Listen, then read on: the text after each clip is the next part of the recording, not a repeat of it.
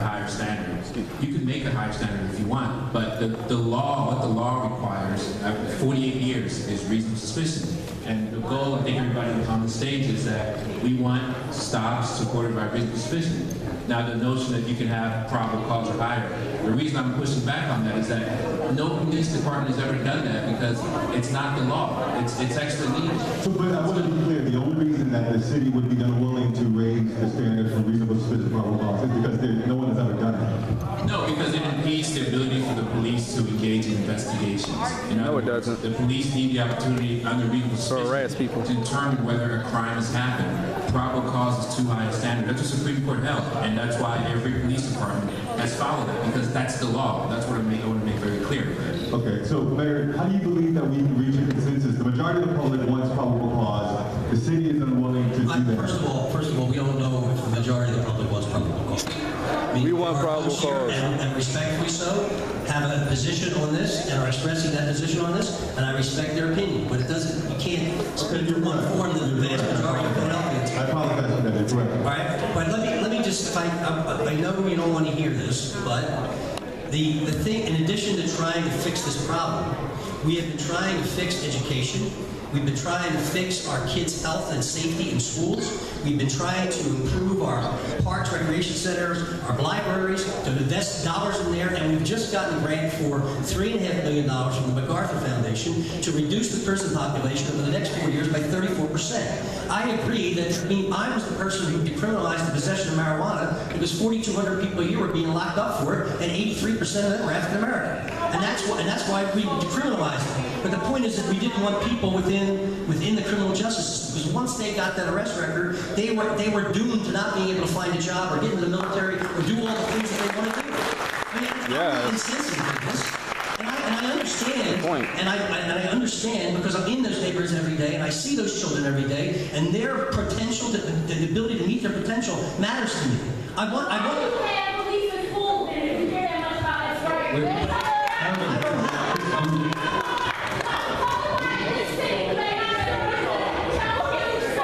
West Philly. It's one in West Philly right now. Because We have to have some level. you will not let me speak. You will not let me speak. Because you lie. You will not let me speak. Because your tongue is forked. Mayor, I think that the thing that, again, in the middle of the form, even in the situation that you described about the decriminalization of marijuana and those numbers, part of what that doesn't account for is that the reason why those numbers were at 83% had to do with the racist policing that had black folks getting arrested when their numbers were not higher in terms of... And those stops are unconstitutional, and we're ending those unconstitutional stops. And we're not locking up people for minimal activities. And the reverend is correct. One of the examples I always gave when it came to decriminalization of marijuana, an 83% African-American arrest, was go down to the Eagles game at the vet in a parking lot and watch the smoke bellow out of there, and nobody's down there arresting them. It's still going though. We were there. We were there. Commissioner Ross,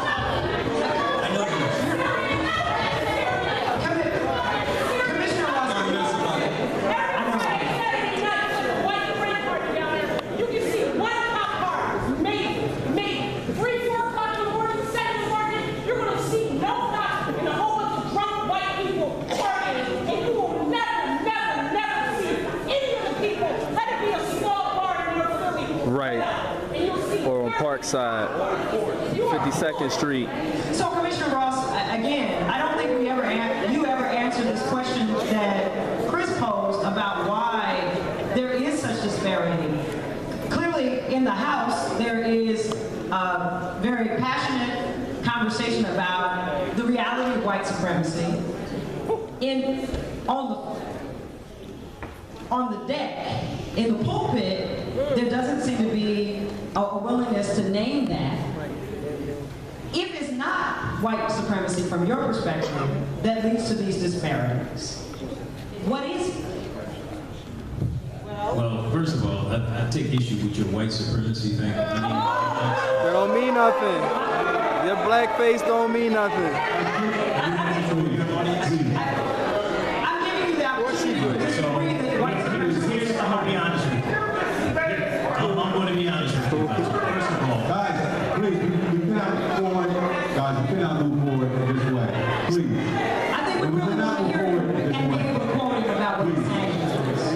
on live. We have to be able to get through this. Please, Going straight up live. Watch your mouth now. so we have to get certain things right. If you want to speak, please start lining up in the aisle. We'll go to you right now, but you have to let us get through some of these questions, please. Watch the fuse clean out. Everybody's a chance. I understand. It's just for your first in line. Your first in line. Yeah, ain't playing no games. I'm about to say, where the hell, man? Somebody do this.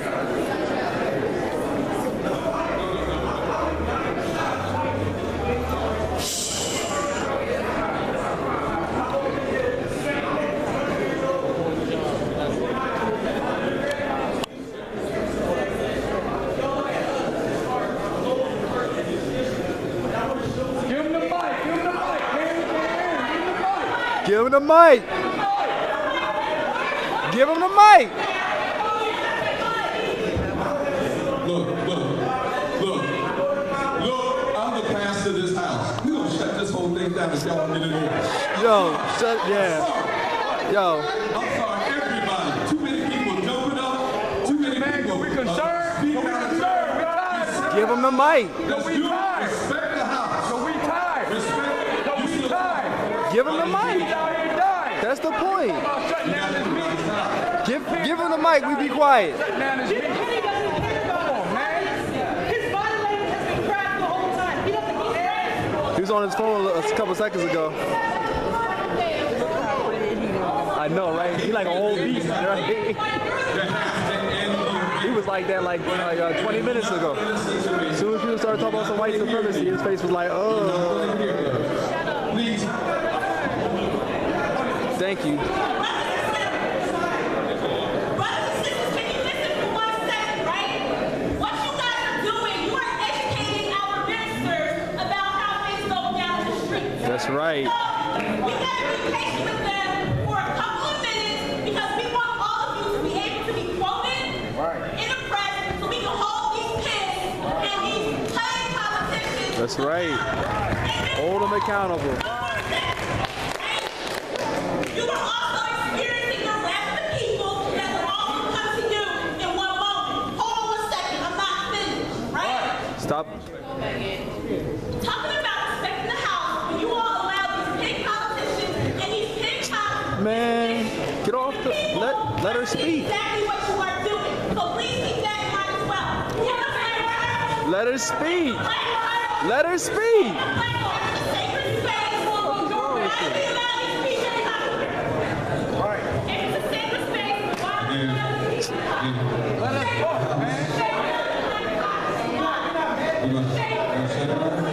No, pass the mic. Nah, man, what that bullshit? Pass the mic. Pass the mic. You want us in here. This way you want us in. Pass that mic.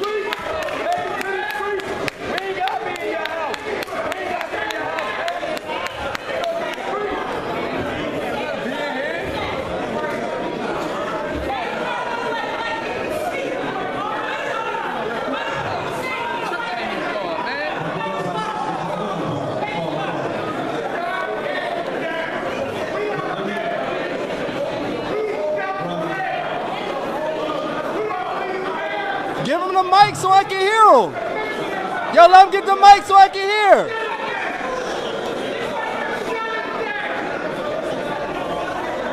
Come on, man. We want the people to be heard.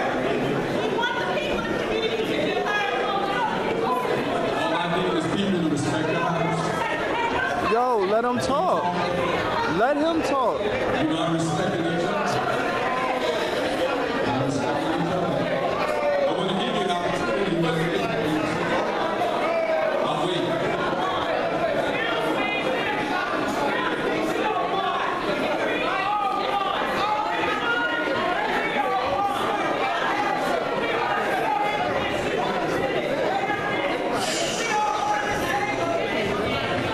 We are on the same issue, Barry. This is just the part. I was a black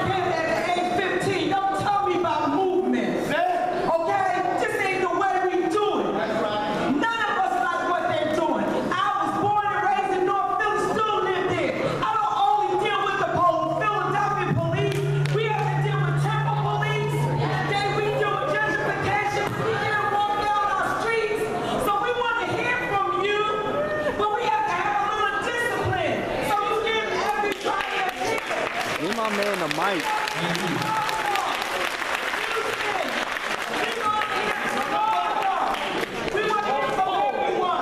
Because we know out of the mouths of babes come wisdom. You are our next generation.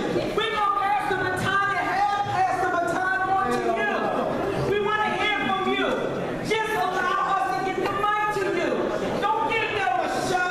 Just read that white woman said no perception. I took everything I had and sit in that shit. There's no perception. I don't allow people in my area, Temple Police in my community. I tell them to get out. That's what I do.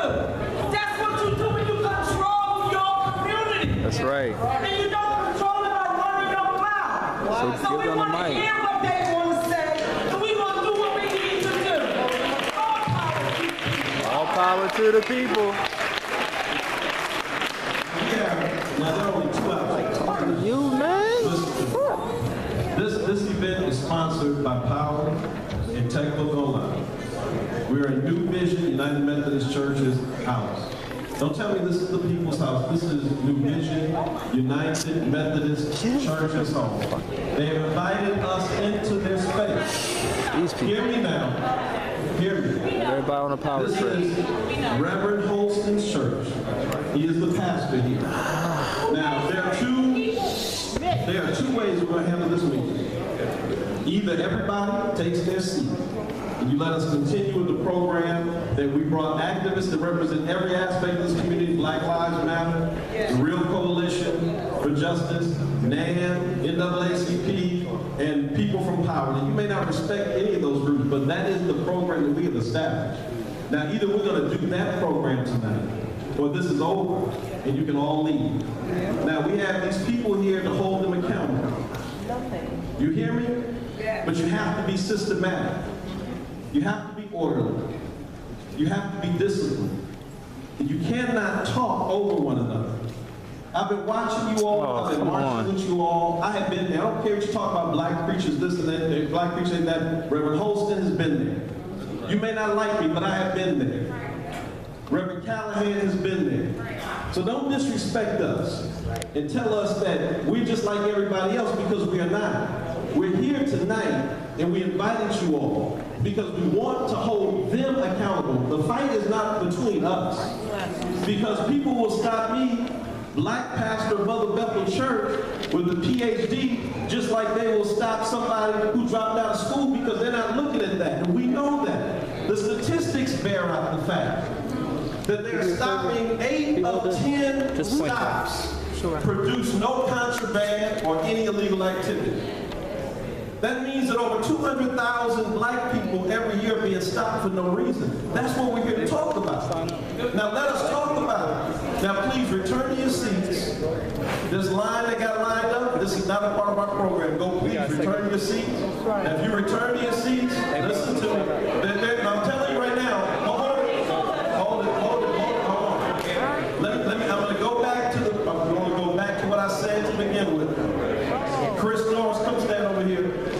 Chris called me and asked if we could have this in my church. And I suggested this church because it's in the center of the pain. Now, none of you all in that line planned this event. None of you all pay any offerings in this church to keep the lights open and the doors open. What does that have to do with it?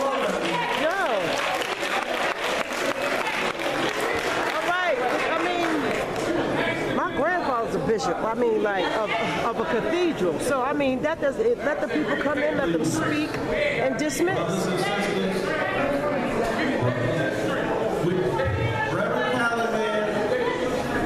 Reverend Callahan, and Chris Norris. We're going to do this. I told you we got 2 ways we're going to do this. Now, they've said they want to do a Q&A portion, but this is not time for Q&A. So please return to your seats. We're going to finish with the program. You have Rodney Muhammad sitting there. You got Josiah Green. These people were asked to come and participate, to have comments. They've been disrespected. I'm telling you now, listen to me. Walk around the other side. You can't Yo, come can you do me a favor? Can you stand there? Can you hold the camera? Go sit down. It's already running. Either sit down. Either sit down or this is over.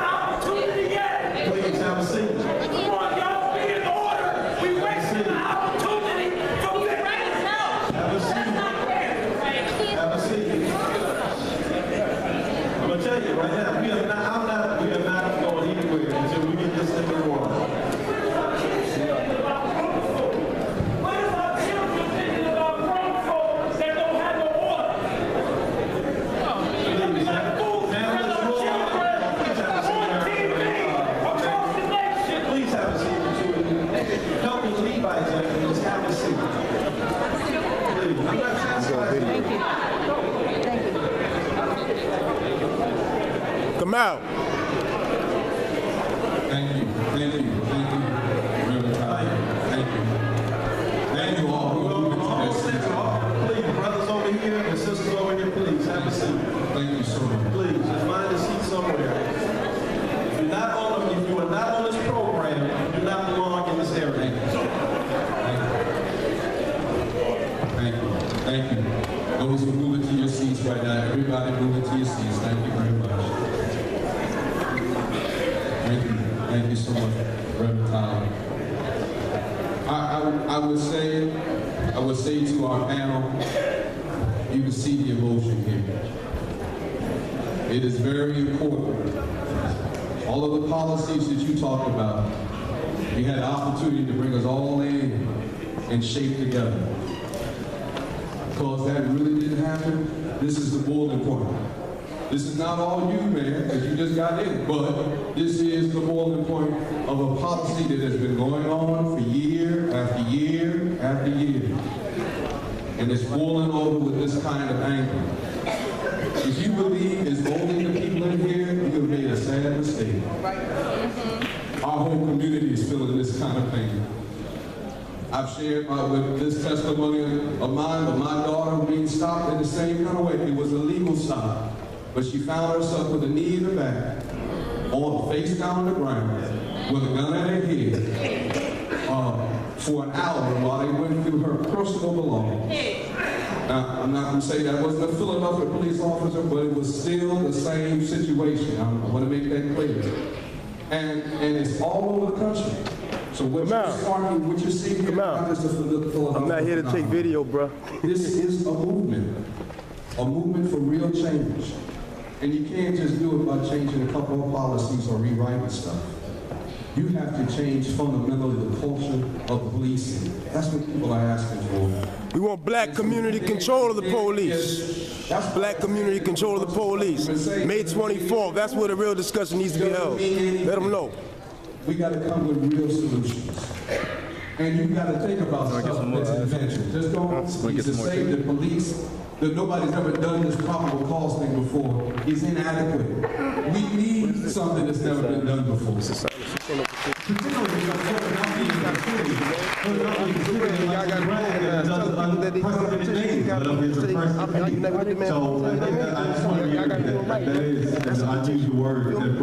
And Power and I are still willing to sit down with you and talk about the inventive things, much more expansive than what you're talking about, that we can try to do together.